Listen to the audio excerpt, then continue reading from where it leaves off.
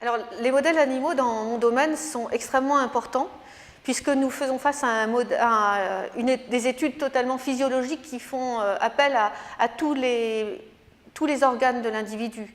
On a la mère, on a le placenta qui est l'organe d'échange entre la mère et le fœtus, et on a le fœtus. Et puis on va aller voir des effets qui vont être visibles à l'âge adulte chez les descendants, voire même dans les générations suivantes. Ces effets et ces études ne peuvent pas être modélisés à l'heure actuelle, ni par des modèles in vitro, ni par des modèles in silico, c'est-à-dire par ordinateur. On est bien obligé de passer par des modèles animaux où on peut regarder tous les aspects du développement.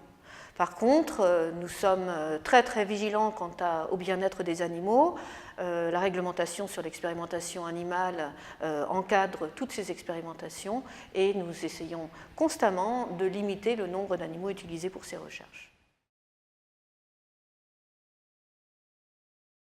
Eh bien, pour la filière équine, on a des animaux qui sont produits pour faire des sportifs, des grands sportifs. Or, les origines développementales de la santé et des maladies jouent aussi sur la santé de ces animaux. Donc, il y a des pratiques assez anciennes dans l'élevage des chevaux, en particulier sur la nutrition des juments, avec des concentrés ou avec des aliments qu'ils ne vont pas trouver dans la nature. Ce que nous avons montré, c'est qu'en modifiant la nutrition des juments, eh bien, nous pouvions réduire des pathologies du squelette et améliorer aussi le métabolisme énergétique des poulains, ce qui pourra avoir des influences sur leur performance sportive. Et donc la filière équine est assez intéressée, et même très intéressée, par le biais de l'Institut du cheval et de l'équitation dans ces recherches qui vont permettre d'améliorer la santé de l'animal. Ces recherches chez le cheval peuvent être transposables à l'homme puisque le cheval est un animal donc sportif et qui vit très longtemps.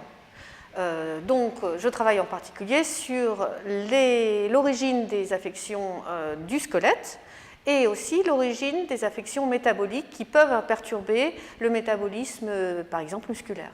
Et donc, bien sûr, ce qu'on trouve sur les origines du développement osseux peut avoir une incidence aussi chez l'humain. Et ces thématiques sont beaucoup moins développées sur des modèles beaucoup plus traditionnels que sont les rongeurs.